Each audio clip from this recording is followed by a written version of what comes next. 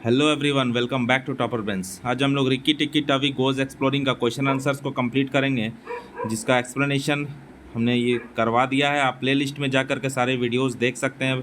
सारे चैप्टर्स के question answers मैं प्रोवाइड कर रहा हूँ। आपसे रिक्वेस्ट है कि आप चैनल को सब्सक्राइब कीजिए। बिना सब्सक्राइब कीजिए मत आगे जाइए, नहीं तो फिर मैं क्वेश्चन आंसर कैसे दे पाऊँगा आपको पॉजिटिवली। तो आप लोग मुझे सपोर्ट कीजिए ताकि मैं आप लोगों को और भी ज़्यादा हेल्प कर पाऊँगा। ठीक है, चलिए एमसीक्यू फर्स्ट स्टार्ट करते हैं। Rikki Tikki Tavi sat on the veranda and fluffed up his fur to make it dry. He nearly drowned himself in the bathtub. He climbed onto big man's table to see how to write. Ricky Tikki Tavi went into nursery to see how lamps were lit. चलिए question answer हम लोग शुरू करते हैं।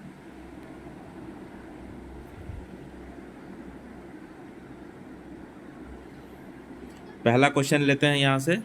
What was Rikki Tikki Tavi doing when you first read about him. जब हम लोग first read किए इसके बारे में, इस चैप्टर के बारे में, तब हम लोगों को क्या करता हुआ मिला रिक्की टिक्की। फर्स्ट सबसे स्टार्टिंग में Rikki Tikki Tavi looked down between Teddy's collar and neck.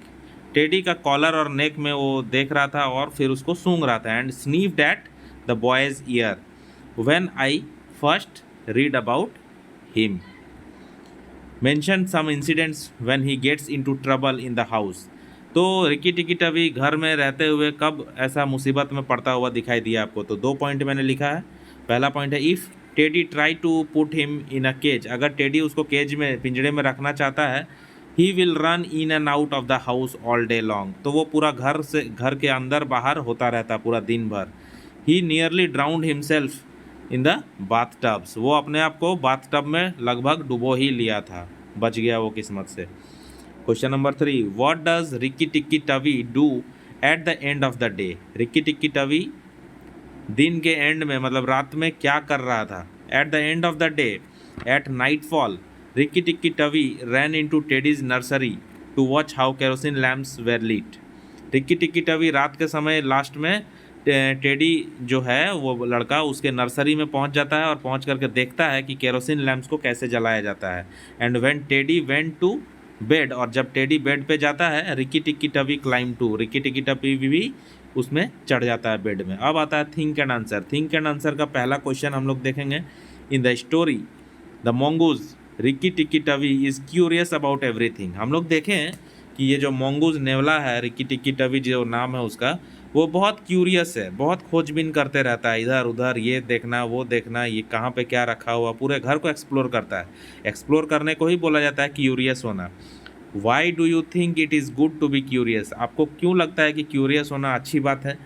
What kind of trouble can you get in to sometimes when you are curious. जब आप क्यूरियस होते हो तो आपको क्या प्रॉब्लम हो सकता है। क्यूरियस मतलब क्या होता है, समझ जाओ।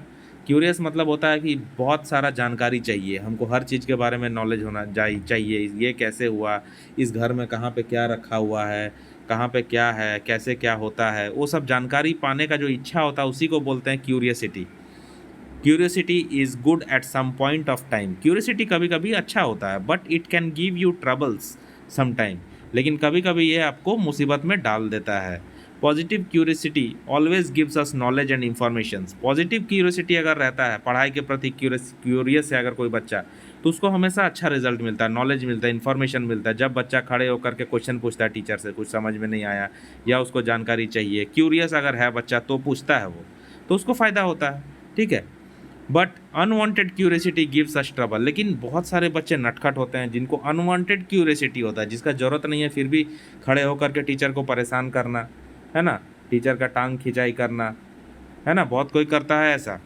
तो जब ऐसा करता है और टीचर को पता चलता है तो फिर वो प्रॉब्लम में पड़ जाता है, फिर उसको गार्जियन बुलाया जाता है, फिर उसको पनिशमेंट मिलता है। तो अनवांटेड क्यूरियसिटी जो है वो नुकसान करता है। Just like Rikki Tikki Tavi drowned himself in the bath tubs because of his curiosity. तो ठीक उसी प्रकार रिक्की टिक्की टवी भी अपने आप को डुबो ही लिया था बाथ टब में, मरते मरते बचा वो, just because of his curiosity, क्योंकि वो बहुत क्यूरियस है। क्वेश्चन नंबर 2 जो है वो आप बुक से देख लेंगे, मैंने लिखा नहीं है, मैंने डायरेक्ट आंसर लिखा है इसका, थिंक एंड आंसर का। तो आंसर मैं बोलता हूँ, we can decide whether something we can decide whether something is good और bad for us on the basis of proper observation. हम लोग सही और गलत का फैसला तभी कर सकते हैं जब हम लोग कुछ प्रॉपर ऑब्जर्वेशन करते हैं, प्रॉपर देखते हैं उस चीज़ को। जैसे क्वेश्चन में पूछा गया कि कोई जानवर हमारे लिए अच्छा होगा या नहीं होगा, कैसे जानेंगे?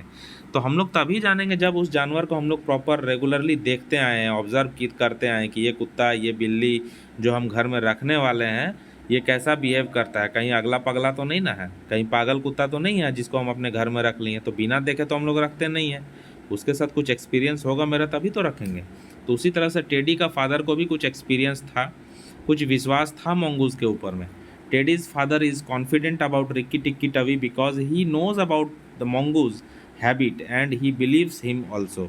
तो रिक्की टिक्की टवी जो है उसके ऊपर जो फादर है उसका कॉन्फिडेंस था, उसको भरोसा था, उसके हैबिट को जानता था, वो मंगूज़ का जो कैसा हैबिट होता है उसको पता था उसके फादर को, टेडी के फादर को। इसलिए टेडी का फादर विश्वास करता था मंगूज़ के ऊपर और उसको कोई टेंशन नहीं था कि टेडी घर में रहेगा तो उसके बच्चे को कुछ, टेडी के घर में रहेगा वो मंगूज़ तो टेडी को कोई नुकसान करेगा क्या, ऐसा कुछ भी नहीं था, क्योंकि उसको विश्वास था।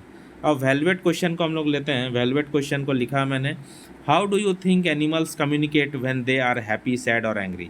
अब क्वेश्चन ये पूछा है कि आप कैसे समझ सकते हो, कैसे जानते हो आपकी एनिमल्स जो है, आप कैसे सोचते हो इस चीज़ को कि एनिमल्स खुद के साथ कम्युनिकेट करता है जब वो खुश होता है, उदास होता है, गुस्सा होता है। How will you help if you see an animal in pain. आप कैसे मदद करेंगे कोई एनिमल को जब वो पेन में रहेगा, जब वो दर्द में रहेगा। एनिमल्स में communicate in their own languages like us. Animals का अपना लैंग्वेज होगा जिसमें वो कम्युनिकेट करता होगा maybe. They are happy when they are happy, sad और एंग्री, जब वो लोग हैप्पी, सैड और एंग्री होते हैं। और दे मे यूज़ एक्शंस, और या फिर वो लोग एक्शंस को यूज़ करते हैं, है ना, हो सकता है ये सब चीज़ें, लैंग्वेजेस या फिर एक्शंस यूज़ करते हैं। I will surely help if I see an animal in pain. मैं पक्का हेल्प करूँगा कोई एनिमल को अगर मैं एनिमल को पेन में देखूँगा तो। If it is possible for me to help them I will give him the help then है यहाँ पे, help then. If it is possible for me to help then I will give him the first aid. और if it is major injury then I will contact the animal doctor. अगर कोई हल्का फुल्का injury है तो मैं first aid उसको provide करूँगा उस एनिमल को। अगर कोई बड़ा इंजुरी है, बहुत बड़ा चोट लगा हुआ है, तो मैं एनिमल के डॉक्टर को संपर्क करूँगा, कांटेक्ट करूँगा ताकि उसका इलाज वो करवा दे।